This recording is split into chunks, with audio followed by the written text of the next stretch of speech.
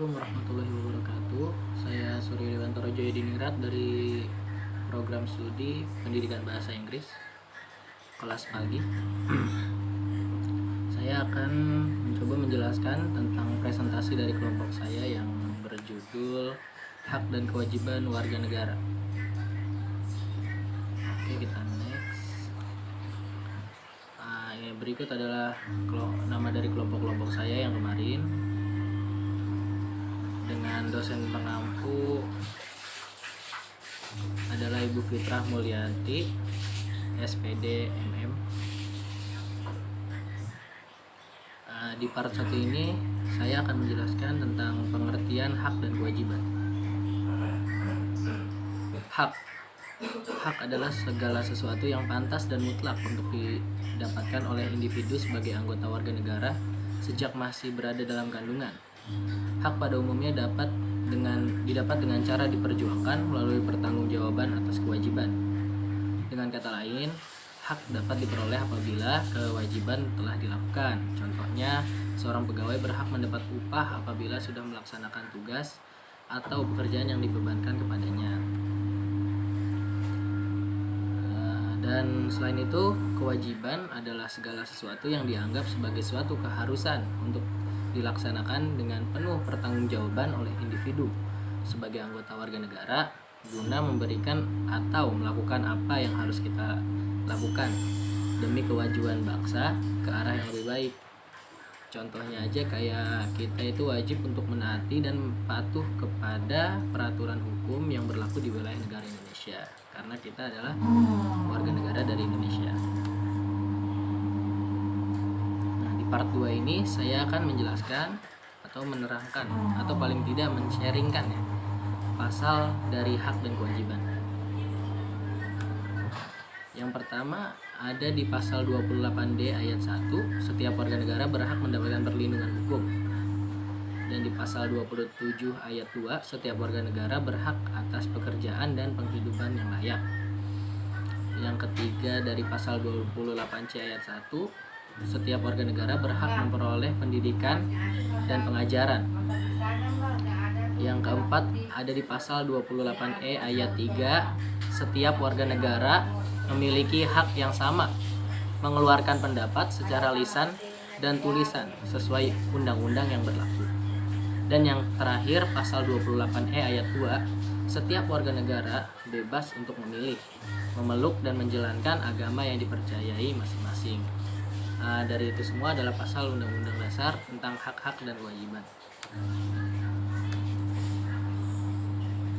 Berikut ini adalah pasal-pasal dari Undang-Undang Dasar tentang kewajiban. Yang pertama ada di pasal 27 ayat 1, setiap orang wajib menaati hukum dan pemerintah. Di pasal 28J ayat 1, setiap orang wajib menghormati hak asasi manusia orang lain. Yang ketiga adalah pasal 27 ayat 3, setiap orang wajib ikut serta dalam upaya pembelaan negara. Yang keempat di pasal 30 ayat 1, setiap orang wajib ikut serta dalam usaha pertahanan dan keamanan negara. Dan yang terakhir ada di pasal 28J ayat 2, setiap orang wajib mengikuti pembatasan yang ditetapkan dengan undang-undang. Di part 3 ini saya akan men-sharingkan pelanggaran-pelanggaran apa saja yang ada dalam hak dan kewajiban.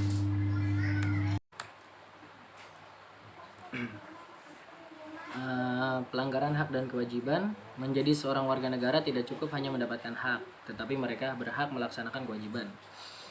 Harus terjadi keseimbangan antara hak dan kewajiban agar tidak terjadi kesenjangan sosial yang berkepanjangan. Jika hak dan kewajiban seimbang dan terpenuhi, maka kehidupan masyarakat akan aman dan sejahtera.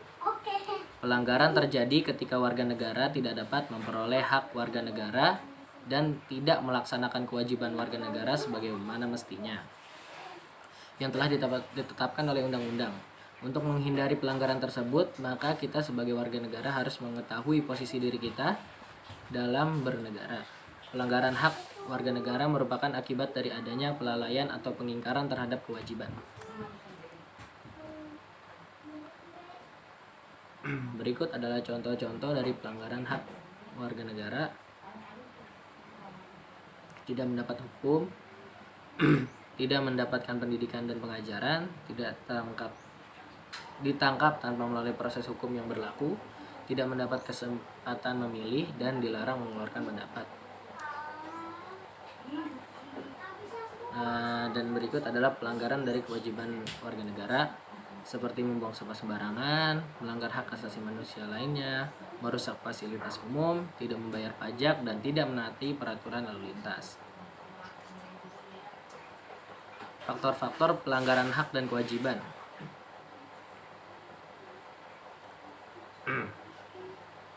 Berikut ada 6 poin, yang diantara adalah sikap egois atau terlalu mementingkan diri sendiri, rendahnya kesadaran berbangsa dan bernegara, sikap tidak toleransi, ketidaktegasan aparat penegak hukum, terjadinya penyalahgunaan kekuasaan, dan yang terakhir terjadinya penyalahgunaan teknologi. Mungkin segitu saja dari penjelasan saya. Lebih kurangnya saya memohon maaf. Wabillahi taufiq wal hidayah. Assalamualaikum warahmatullahi wabarakatuh.